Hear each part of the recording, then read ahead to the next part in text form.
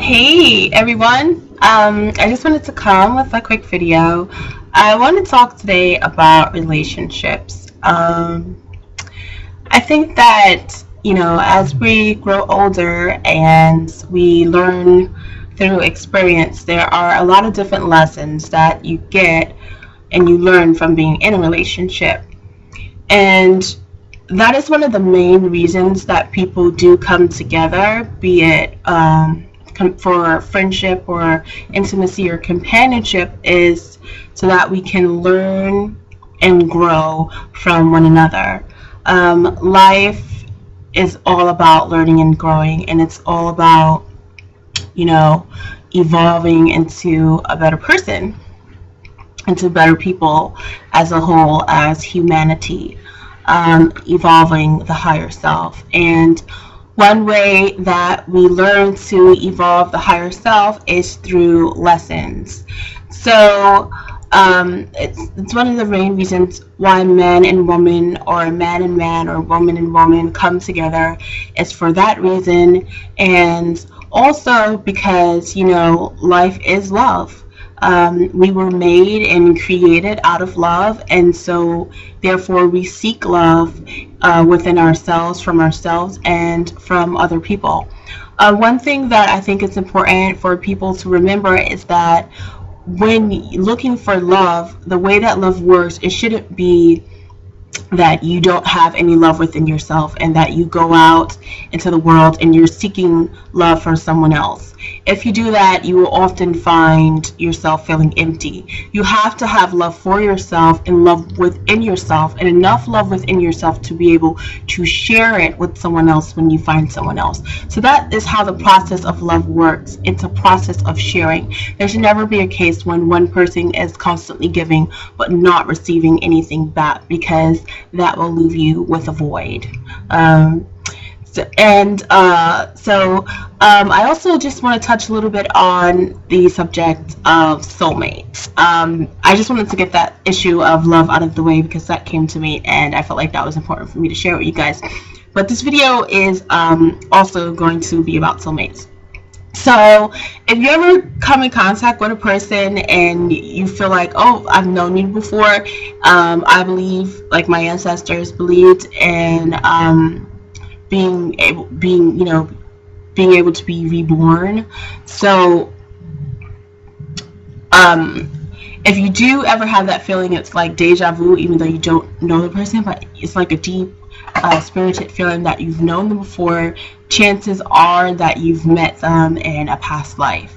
And usually when we cross paths with someone in one life, it's not unheard of for you to cross paths with them in another life, especially if there was a lesson that you guys were supposed to get from meeting each other, or some unfinished business that you might have had, or a second chance even in your new life to make different choices than you did in your past life.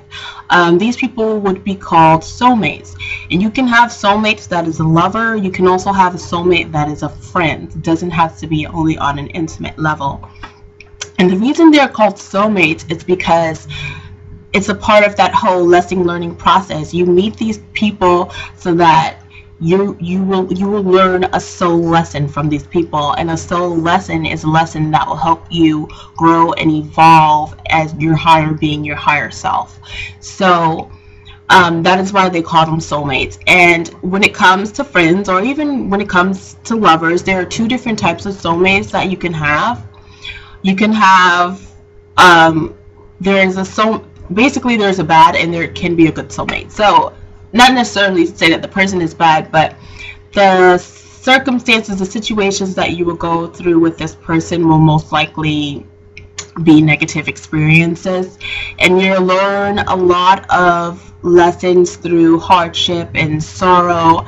And even though you've gone through these negative experiences, the lessons are still there to help you grow and evolve. I mean, it's your choice whether or not you to choose to learn from them, but it will kind of be these repeating lessons that you get through bad, and your lessons won't come easily.